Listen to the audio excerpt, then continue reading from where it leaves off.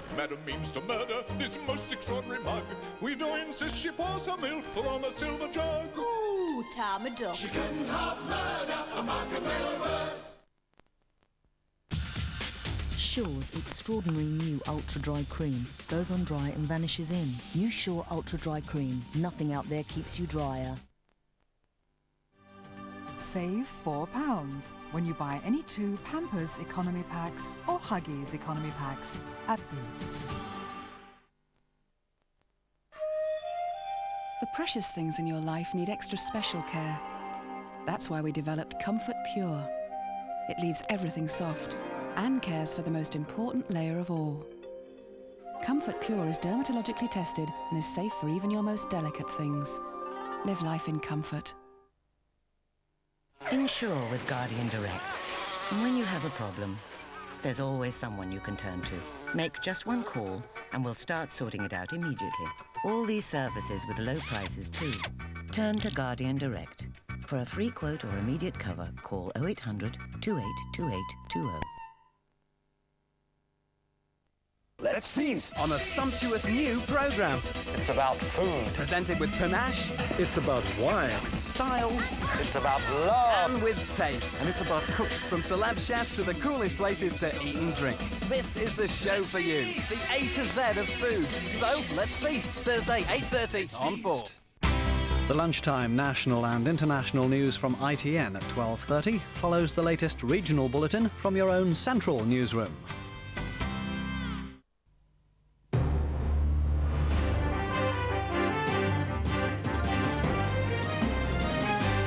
In Central News this lunchtime, fatal house fire was arson, a murder hunt is underway, and Gimme 5, Oxford sail home at Plymouth.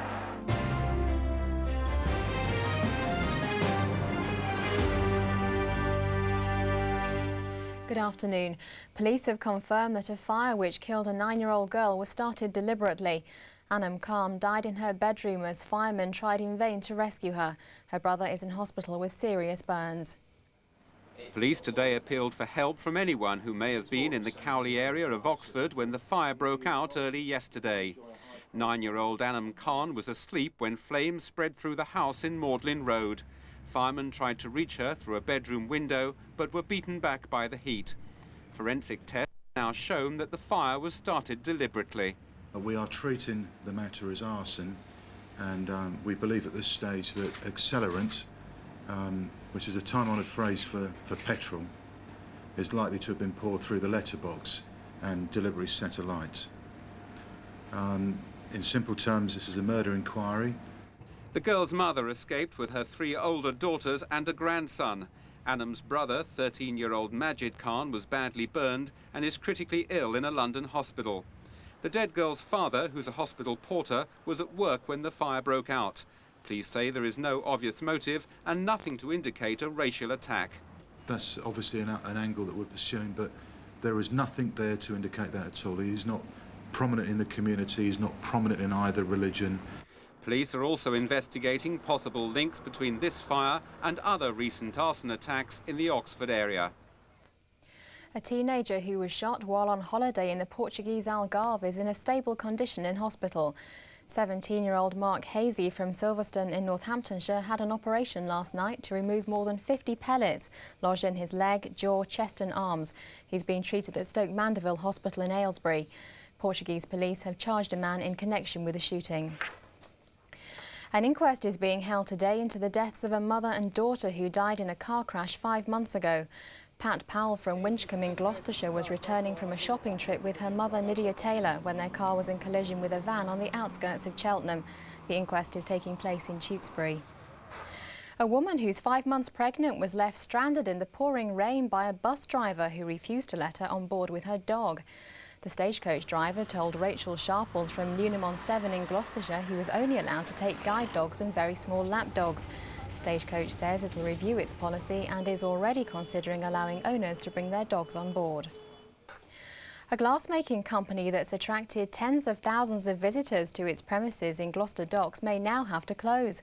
The owners have spent months trying to raise enough money to buy new premises, but they say developers haven't given them enough time to find the cash. Stained glass windows have attracted tens of thousands of visitors to the headquarters of Glass Heritage in Gloucester Docks. The firm moved here 3 years ago, renting the bottom floor of a warehouse. At the end of December, their lease runs out, so Gerald Paxton started negotiations to buy a derelict warehouse next door. He'd started to raise the £200,000 asking price, but last week the developers, Crest Nicholson, told him if he didn't buy it within 28 days, he'd lose it. We were about 3/4 of the way there, so we needed a bit longer. But obviously they've decided not to give us that extra time. What does this mean to you now then, in the future of Glass Heritage? Well, as it stands at the moment, we're out and nowhere to go. So it looks as if at the moment that all this comes to an end, and my business, whether it will continue or not, I just don't know. We called Crest Nicholson, but they refused to comment.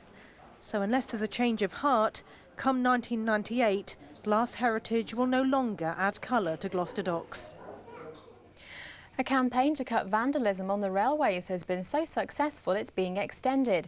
The scheme will now continue after the school holidays to stop children from trespassing on the lines. Summer holidays usually spell disaster for Railtrack, their busiest time for trespass and vandalism on the railways. But since a crackdown was launched in July, there hasn't been a single incident. In fact, Operation Scarecrow has been such a success, it's been extended into the new school term next month. During the summer, signallers have volunteered to patrol spots which are notoriously popular with vandals. They work in teams of 3 and are armed with mobile phones to report incidents to British Transport Police and Railtrack Control. Now they'll be acting as a deterrent in the new term to prevent children from trespassing on the lines while it's still light after school. Transport Minister Glenda Jackson has opened a new bus rail link which fits in with the government's transport plans. Mrs Jackson was one of the first to use the new link between Swindon and Devizes. It's been set up by Great Western Trains, who'd promised to introduce a more integrated transport system as part of their franchise bid. A public meeting to discuss plans for a Tesco superstore in the Gloucestershire village of Bishop's Cleeve had to be cancelled because too many people turned up. Only 150 villagers were expected, but when more than 500 wanted to get into the village hall, the organisers called it off, but promised to rearrange another date at a larger venue. Oxford United have won their way through to the second round of the Coca-Cola Cup, but Swindon Town are out. Tim Russon reports. Oxford United took a 2-goal lead to Plymouth, but that was gone by half-time. Strikes from Wilson and Logan turned the cup tie upside down, and it was 2-0 to Argyle at half-time. There was worse to come. At the start of the second half, Dave Smith headed a peach of an own goal, and suddenly the Yellows were up against it. Thankfully, United came to life then. From the kick-off, Joey Beecham exploded a 25-yarder. And seconds later, Nigel Jemson was there to haul them back in front on aggregate. It was a right old battle then, but United won out with 3 more goals. Defender Darren Purse joined in the attack to make it 3-all. And then late on, there were goals from Matt Murphy and Joey Beecham to make it 5-3 on the night and 7-3 on aggregate. There was no such luck for Swindon, trailing by 2 goals from the first leg. They went 1 more down at Watford when Hyde went racing through.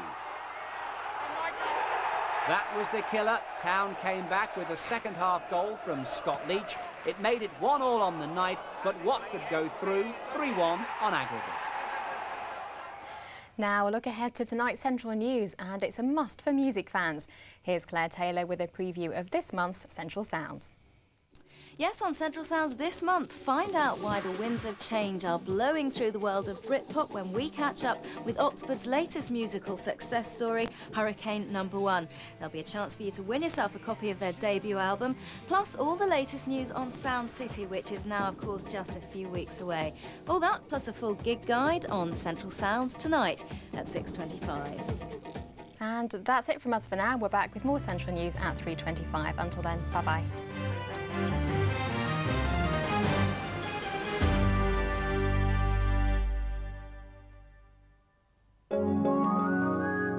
Central weather. Sponsored by Stay Bright Windows, the clear choice in any weather. Good afternoon. Grey suit for a grey day. That's just about the size of it. We have a southwest to northeast type of movement right now, and I'll show you exactly what I mean. On the satellite, low pressure's centred as promised up to the northwest of Ireland, with a cold front wrapped around it, trailing back through the country. That low then is influencing the whole of Britain and Ireland, and some places saw some quite heavy rain earlier on. Clearer skies are now moving in behind, but there's more cloud down in the southwest, which will bring further unsettled weather for tomorrow. Is there any end to it, I ask myself. Lots to see on the radar then today, with a whole bunch of showers moving through here on that cold front. They're edging northeastwards all the time, and even in the clearer skies behind, you'll still be able to spy a few light showers dotted around. For the rest of this afternoon then, we'll see heavy showers and rain, but once they've gone through, the sunny spells will be out in force with just a scattering of showers left. Feeling breezy and gusty though, especially in those showers, around 20 Celsius, maybe 21 at 68, 70 Fahrenheit. There will be some lengthy clear spells during the first half of the night despite any showers, but more cloud and showers will be moving in from the southwest through the early hours, lows around about 12 Celsius. Touch of sun then tomorrow morning, but these showers will be moving slowly through with a risk of thunder. Growing sunnier, however, for the afternoon. Still a bit gusty at times with the odd shower, but not too bad at all when the sun pops out. Tops around 70 Fahrenheit. That's it for now. Bye-bye. The Central 7-Day Weather Line, 0336 40 40 10. Brian Dennehy. All right, you wanted me here, you got me. James Woods. I want you to write another book. Two men with one story to tell. Together, you and I could do such a number on him. But from different sides of the law. What do you want? I want to know what Dennis has to say about me.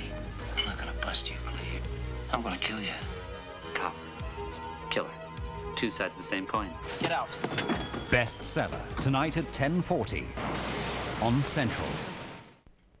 Earlier tonight, Mozart and the Masons figure prominently in another case for Inspector Morse. John Thor is under pressure here on Central at 8 o'clock.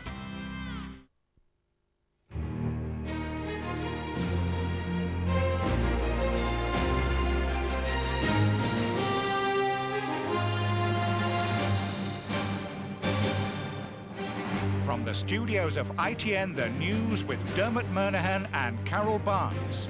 Good afternoon. Welcome to the programme. Hello. The headlines this Wednesday lunch.